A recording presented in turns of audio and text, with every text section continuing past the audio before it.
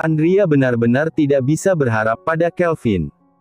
Karena kesetiaan Kelvin begitu tinggi sehingga tidak akan bertindak sebelum ada perintah dari tuannya. Semalaman Andrea menunggu James di rumah sakit. Perasaannya gelisah tidak tertahan. Ketika sinar matahari pagi sudah mulai terlihat, Andrea bangkit dari tempatnya, kemudian mulai merenggangkan otot-otot yang terasa cukup kaku. Mona sudah memberikan pesan kalau dia akan datang menjemput Andrea. Sebelumnya juga Andrea sudah meminta Mona untuk datang menjemput Ditra lebih dulu ke alamat yang sudah dia berikan. Karena buru-buru pergi ke rumah sakit, Andrea jadi lupa akan rencananya untuk sesaat. Sebelum pergi tadi, Andrea sempat meminta Kelvin untuk memperhatikan James. Pria itu datang cukup pagi dari bayangan Andrea. "Tolong jaga James," ujar Andrea. "Pasti Nyonya, saya juga akan menyampaikan pada Tuan kalau Anda akan pergi selama 2 hari, jawab Kelvin. Andrea terkekeh sejenak. Memangnya dia akan mencariku? Tapi, katakan saja jika itu perlu. Kelvin mengangguk paham.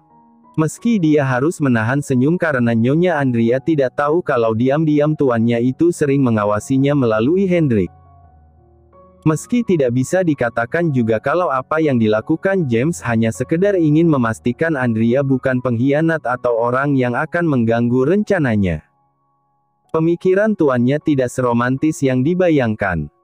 Hanya ada ketakutan dan pengontrolan yang kuat. "Siapa yang masuk rumah sakit?" tanya Mona begitu Andrea masuk ke dalam mobil. Dia sempat melihat pria yang dikenal bernama Kelvin itu berada di lobi rumah sakit, seakan sengaja mau mengantar Andrea sampai keluar. "Tuan James," jawab Ditra yang duduk di depan bersama dengan Mona sementara Andrea duduk di belakang. "Jalankan saja mobilmu sekarang," jelas Andrea. Mona mengendikan bahunya acuh, kemudian mulai menekan pedal gas di bawah kakinya, membawa mobil melaju dengan kecepatan sedang. Belum ada semenit mereka pergi, Andrea sudah mengaku rindu pada suaminya itu. Mona hanya bisa menahan geli mendengar ucapan atasannya yang terdengar bucin. Bahkan Ditra tidak bisa membendung sebuah senyum yang turut merasa senang karena sikap Andrea yang begitu memperhatikan tuannya. "Ditra, kamu tidak mengatakan apapun pada Pak Tua itu kan?" Suara Andrea menginterupsi. "Iya Nyonya. Saya hanya mengatakan pada Pak Ernest kalau saya ikut Nyonya karena Nyonya butuh pelayan di sana," jelas Ditra. Mona yang tidak mengerti pembahasan mereka hanya diam dan fokus pada jalan. Dia agak canggung karena ada Ditra yang duduk di sampingnya. Gadis muda itu terlihat sangat rapuh di matanya. Kalau Mona punya adik perempuan, dia pasti akan mirip dengan Ditra. "Baguslah, sebenarnya aku tidak yakin apa ibumu mau memberitahu hal itu kepadaku. Sehingga mau tidak mau, aku harus memaksamu untuk ikut," ujar Andrea. "Saya tidak masalah, Nyonya," balas Ditra. Wanita itu kembali tenang di tempatnya. Ada hal yang tidak bisa dia jelaskan dengan mudah. Hatinya terpikat akan sebuah kenyataan yang sulit disangkal. Sebenarnya Andrea pernah ragu pada perasaannya. Ditinggalkan sendirian pada resepsi pernikahan membuat percikan kebencian Andrea muncul pada James. Meskipun awalnya rasa tersentuh mulai muncul saat Andrea bersimpati pada James. Namun siapa sangka, kenyataan bahwa pria itu justru selalu membantunya dari belakang, membuat Andrea sadar pada sebuah kesimpulan yang jelas. Dia menyukai pria itu. Rasa kesal, simpati, dan sayang bercampur menjadi satu.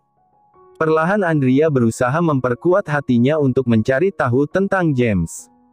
Kenapa pria itu bisa sangat dingin dan kejadian saat dia berusaha melukai dirinya sendiri membuat rasa penasaran Andrea kian memuncak.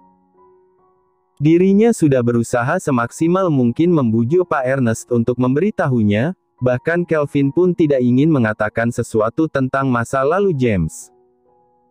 Tidak mungkin dia mencari tahunya dari papa mertua, karena Andrea yakin papa mertuanya punya sudut pandang yang berbeda tentang masa lalu James. Andrea juga tahu kalau hubungan James dan papanya tidak baik. Ketika Andrea bertanya pada Mami, dia justru mengatakan hal yang sebaliknya. Mami mengatakan bahwa James begitu menyayangi papanya, ujar Andrea dalam hati, tapi saat dihadapkan langsung dengan situasi antara James dan papa mertuanya, mereka justru memberikan interaksi yang membuat Andrea menyangkal ucapan maminya tentang James dan papanya. Andrea hanya bisa menerka-nerka apa yang mungkin terjadi. Melihat bahwa James membenci mama tiri dan saudara tirinya, Andrea bisa menyimpulkan sementara, kalau mungkin saja papa berselingkuh. Tapi apa mungkin hal itu terjadi? Gumam Andrea. Tentu saja gumaman itu menarik perhatian dua wanita cantik di depannya. Meski mereka sempat berbalik untuk memastikan bahwa nyonya mereka baik-baik saja. Anda baik-baik saja nyonya? Tanya Ditra. Jawab Andrea singkat. Tadi Anda terlihat bersemangat, sekarang malah lemas begini, ujar Mona. Asupan energiku kurang. Seharusnya tadi sebelum pergi aku peluk saja suamiku, balas Andrea jujur. Mona yang mendengarnya merinding geli. Benar-benar nyonya yang satu ini begitu ajaib, padahal seharusnya pria yang mengejar, namun di dalam kamus Andrea, hal itu tidak berlaku sama sekali. Apalagi kalau mendapat suami seperti Tuan James. Mona yang tidak mengenal dekat saja tahu bagaimana sosok James. Jika hanya dilihat sekilas saja, sudah tahu bagaimana perangai pria itu sesungguhnya. Bagaimana bisa seorang Miss Andrea jatuh cinta pada pria dingin seperti itu? Padahal ada pria perhatian yang lebih baik daripada Tuan James. Meski dia tahu kalau pria itu adalah putra tunggal sah dari Artadov Group. Perjalanan yang ditempuh cukup jauh. Andrea meminta Mona untuk bergantian menyetir. Tentu saja, Mona mengiyakan, meski dalam hati dia sebenarnya ragu untuk melakukan hal itu, membiarkan seorang putri sulung dari keluarga Celestin sekaligus menantu dari keluarga Artadov menyetir. Kehidupan Andrea memang seperti putri dalam dongeng. Tapi lihatlah mereka sekarang bergantian untuk menyetir. Ditra tampaknya terkejut melihat nyonya menyetir, karena sepengetahuannya nyonya itu rapuh seperti kaca. Dia bahkan sangat rentan sakit hati karena tuannya. Lalu apa yang dia lihat sekarang? Wajahmu terlihat pucat Ditra, kamu baik-baik saja? Tanya Andrea yang sengaja bertanya ketika tidak sengaja melihat kaca dan wajah Ditra secara bergantian. Tentu saja nyonya. Saya baik-baik saja, mungkin saya terlalu terkejut karena melihat Anda menyetir, jawab Ditra. Mona mengernyitkan dahinya bingung. Memangnya kamu tidak pernah melihat Miss Andrea menyetir? Astaga gadis ini, bukankah kamu pelayan di keluarga itu? Tanya Mona penasaran. Mungkin memang dia tidak pernah melihat sampai aku keluar gerbang. Karena biasanya aku juga menyetir sendiri untuk pergi ke kantor, jelas Andrea. Benarkah? Wah, saya harus mengatakan hal ini kepada Pak Ernest. Bagaimana dia bisa membiarkan Anda menyetir sendiri? Ujar Ditra. Siapa maksudmu gadis kecil? Aku. Tanya Mona yang agak tersinggung karena ucapan Ditra. Bukan Bu, saya tidak bermaksud untuk menyinggung, balas Ditra. Wajah ketakutan Ditra tercetak jelas. Hal itu membuat Andrea menggeleng kecil. Jangan takut padanya. Dia bukannya marah, tapi suaranya memang cukup besar. Kamu takut? Mona terkejut. Jangan mengganggu bocah kecil, peringat Andrea. Tapi aku tidak mengganggu, balas Mona. Perdebatan kecil di dalam mobil itu terhenti ketika mereka sampai di tempat tujuan. Para pekerja rupanya baru saja melepaskan beberapa alat berat yang digunakan. Mereka hendak beristirahat karena memang sudah masuk waktunya. Catering dari perusahaan untuk melayani para pekerja dengan baik, terlihat sudah mulai siap di tempatnya. Rumahmu di mana Ditra? Tanya Andrea. Tidak jauh dari sini, balas Ditra dengan sebuah senyum manis terukir di wajahnya yang oval. Tunggu sebentar Ditra, ada yang harus aku urus. Kamu bisa menunggu kan? Tanya Andrea. Tentu saja Nyonya, jawab Ditra. Dia kira Nyonya akan mengurus sesuatu yang sangat penting. Namun ternyata dia berdiri bersama petugas catering dan turut membagikan nasi kotak. Astaga. Ditra segera mendekat ke arah Andrea. Apa yang Anda lakukan Nyonya? Biarkan saya yang membantu Anda, pinta Ditra. Tidak masalah Ditra, kamu ikut saja membantu di sini, ujar Andrea. Mungkin dia panik karena tahu Nyonyanya melakukan pekerjaan seperti ini, sindir Mona yang kini sudah siap membantu. Pada akhirnya mereka membantu Andrea untuk membagikan makanan untuk para pekerja. Sepertinya Mona akan terus-menerus meledek Ditra yang selalu terkejut melihat hal baru tentang Nyonyanya. Nyonya, Anda makan nasi kotak? Tanya Ditra terkejut. Lalu di mana salahnya? Tanya Andrea keheranan, padahal dia mau menyuapkan makanan itu dengan tenang, tapi sepertinya Ditra tidak akan membiarkannya begitu saja.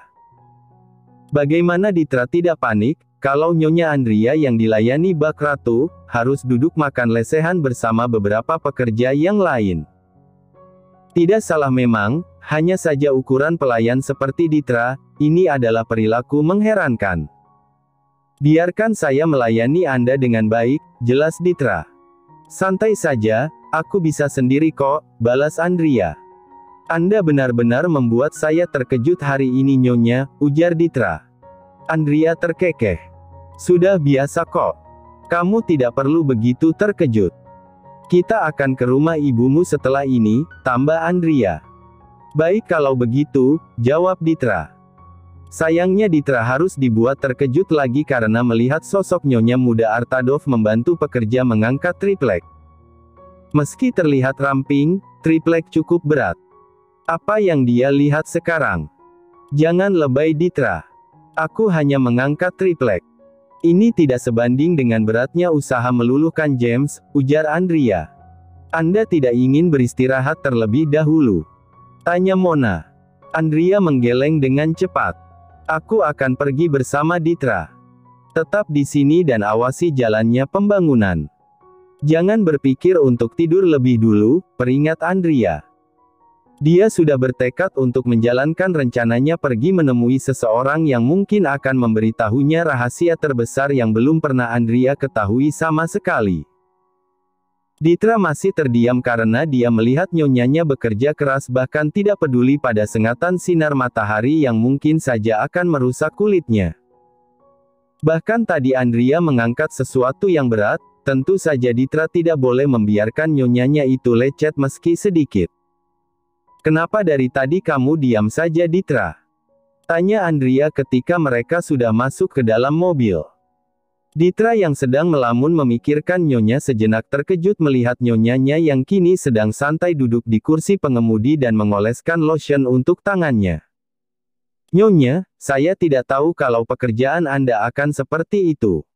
Bukankah Anda seharusnya duduk manis saja?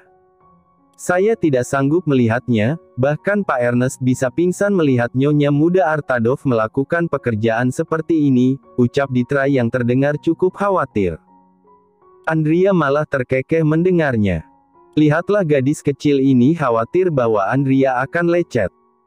Bahkan Dedi saja mengajari Andrea mengeluarkan keringat ketika melakukan pekerjaan. Karena itu menjadi bukti bahwa kita mengerjakan pekerjaan dengan sungguh-sungguh. Tidak usah dipusingkan. Sebelum aku berada di posisi ini, aku pernah menjadi karyawan magang yang disuruh-suruh mengangkat galon, ujar Andrea. Apa? Tanya Ditra kaget. Hahaha, kenapa reaksimu lucu sekali Ditra? Andrea benar-benar tidak bisa menahan tawanya melihat reaksi menggemaskan Ditra. Gadis muda itu memang benar-benar terasa seperti adiknya. Maafkan saya Nyonya, saya hanya sedikit terkejut, balas Ditra. Tidak apa-apa, ujar Andrea dengan sebuah senyum tipis. Baiklah, sekarang cepat tunjukkan jalannya, perintah Andrea. Ditra menganggukkan kepalanya antusias. Begitu ingat kalau hari ini dia akan datang berkunjung setelah sekian lama, bukankah sangat mendebarkan? Sebentar lagi dia akan bertemu dengan ibunda tercinta. Andrea mendengarkan dengan seksama arahan Ditra. Tidak disangka gadis itu menunjukkan jalannya dengan sangat tepat. Meski tidak tahu nama jalannya, Ditra bahkan masih ingat cukup detail jalan menuju rumahnya. Sepanjang perjalanan, Andrea hanya melihat pepohonan rimbun dan juga hamparan sawah luas yang saling berseberangan. Mereka sedikit melewati jalan yang terjal untuk sampai di sana. Andrea kira letak rumahnya tidak akan masuk sampai dalam. Namun ternyata dia salah besar, ini mungkin jalan kecil kedua yang dia masuki, beruntung mobil yang dia kendarai bisa masuk ke dalam sini.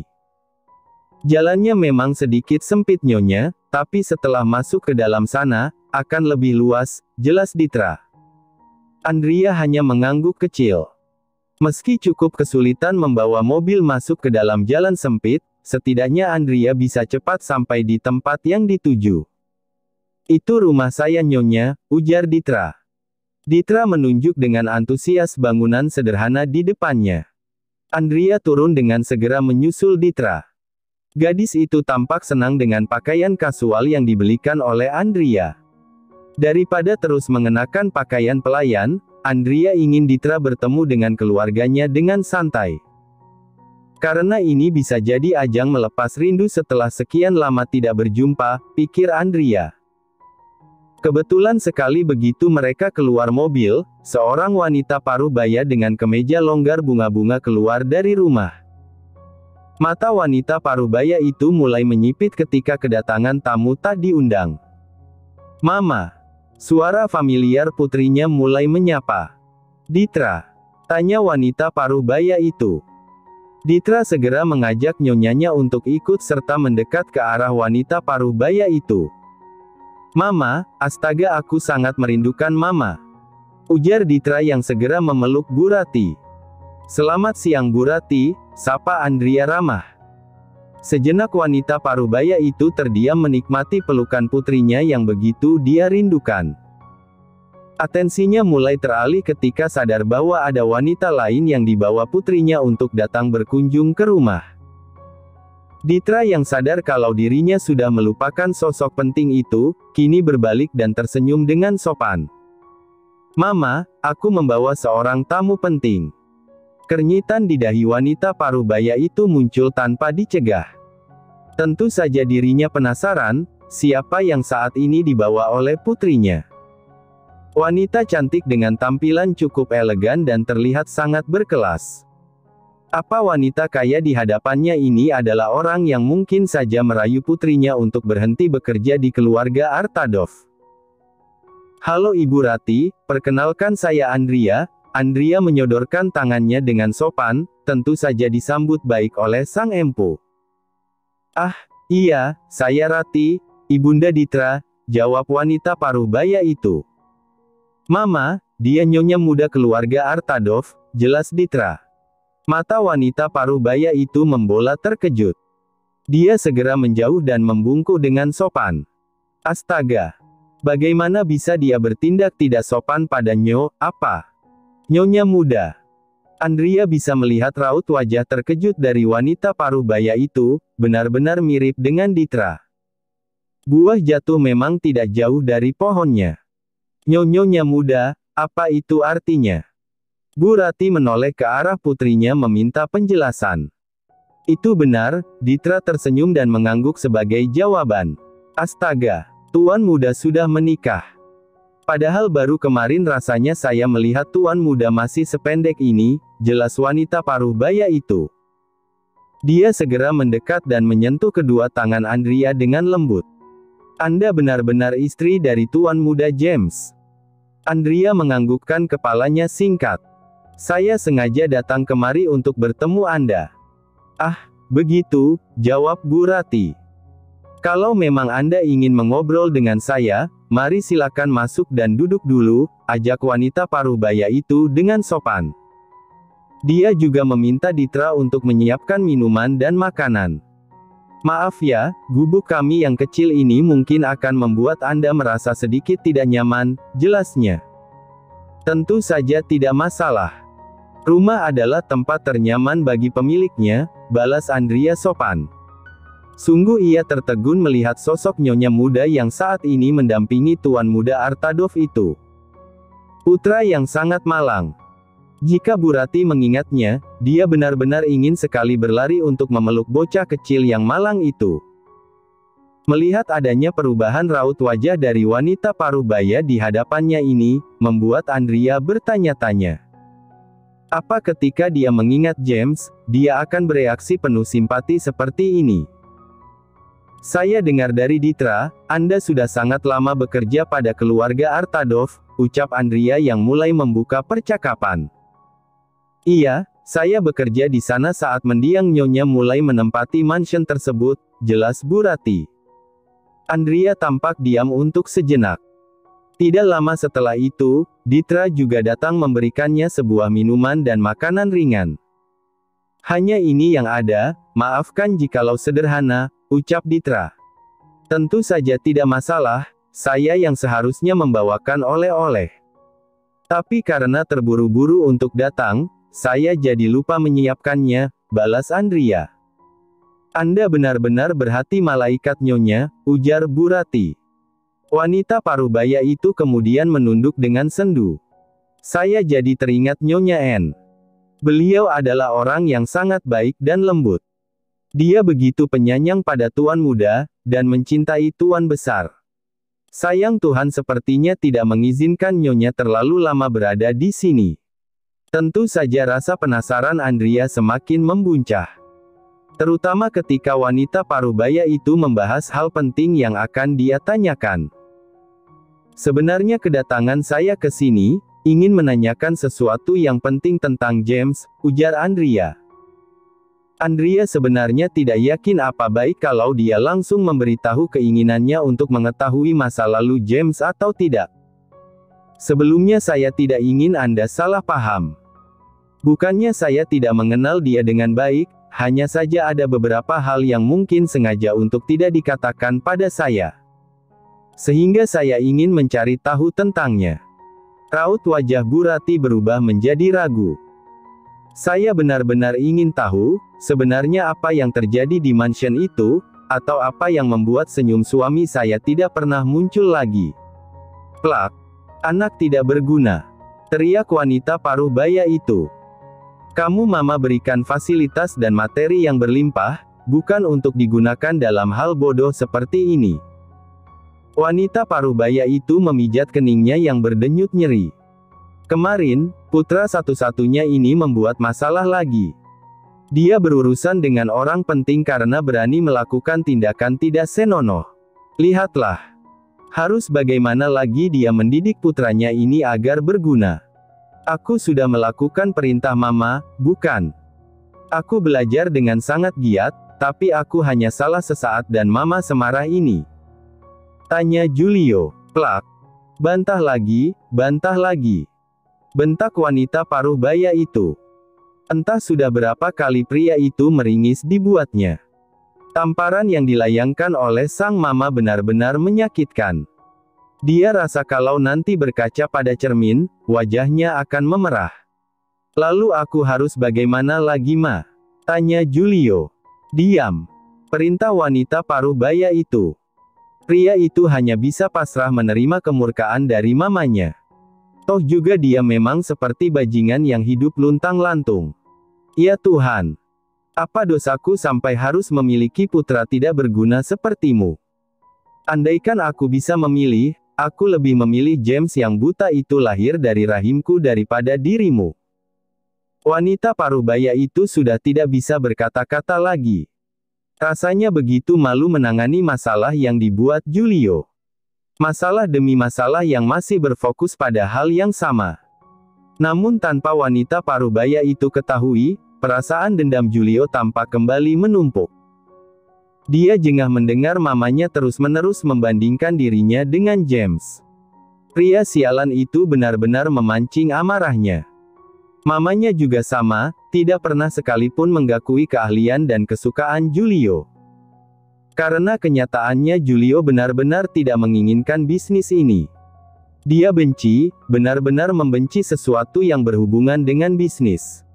Terserah apa kata mama. Kenapa tidak Mama biarkan saja James si buta itu menjadi putra Mama sesungguhnya? Tanya Julio. Anak ini, bentak wanita paruh baya itu. Nyonya, panggil Tony, membuat wanita paruh baya itu berhenti berbicara, namun tatapan tajamnya seakan mengisyaratkan kalau dia akan kembali lagi nanti setelah mendengar sesuatu dari bawahannya. Diam di sini Julio, Mama tidak mengizinkan kamu pergi dari tempat. Perintah wanita paruh baya itu. Julio berdecak pasrah, toh juga dirinya masih berada di dalam pengaruh alkohol, sehingga tidak masalah baginya untuk tidur di lantai yang dingin ini sekalipun. Ada apa Tony? Tanya wanita paruh baya itu. Saya menerima laporan kalau Tuan James masuk rumah sakit, jawab Tony. Apa yang dia lakukan di sana? Tanya wanita paruh baya itu. Saya tidak tahu, karena info itu saya dapatkan dari salah satu kenalan saya yang tidak sengaja melihatnya di sana, jelas Tony. Wanita paruh baya itu menarik satu sudut bibirnya ke atas.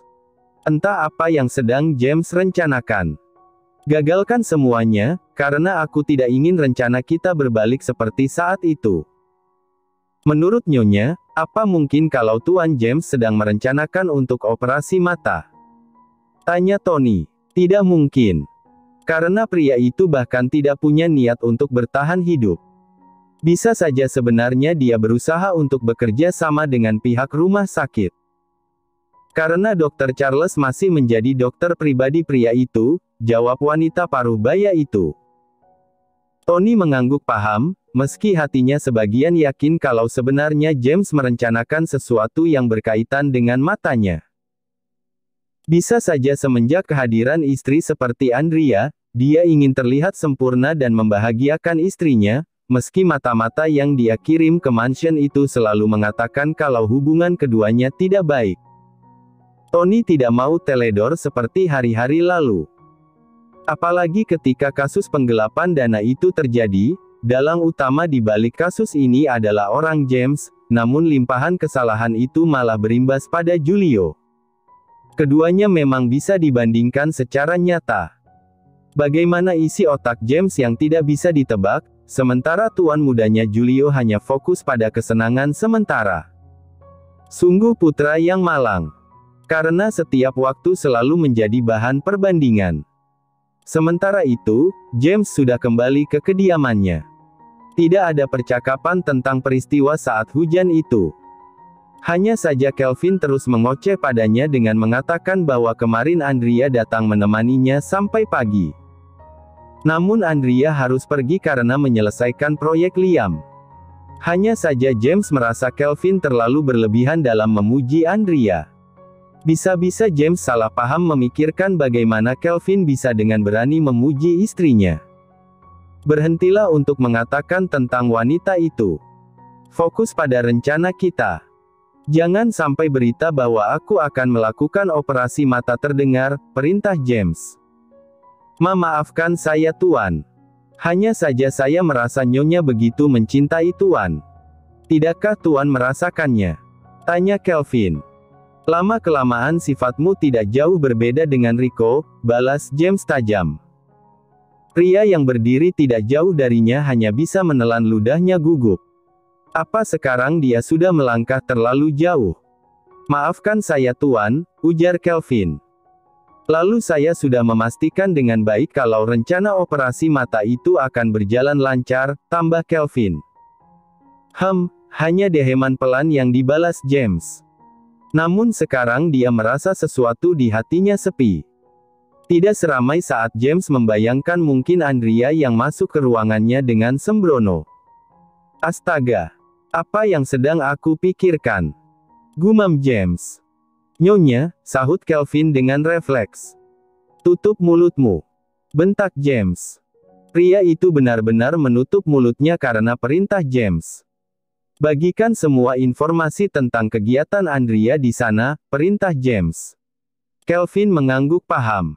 Meski saat ini dia merasa tidak paham dengan isi kepala tuannya. Tadi dia yang meminta untuk tidak menyebut atau membahas tentang nyonyanya, tapi sekarang malah menyuruhnya mengawasi nyonya. Benar-benar sulit untuk Kelvin pahami. Apa saya susul saja Nyonya, Tuan? Tanya Kelvin. Tidak perlu, jawab James. Kirimkan saja mata-mata itu, perintah James. Baik Tuan, balas Kelvin. Pastikan dia baik-baik saja, tambah James. Iya Tuan, jawab Kelvin.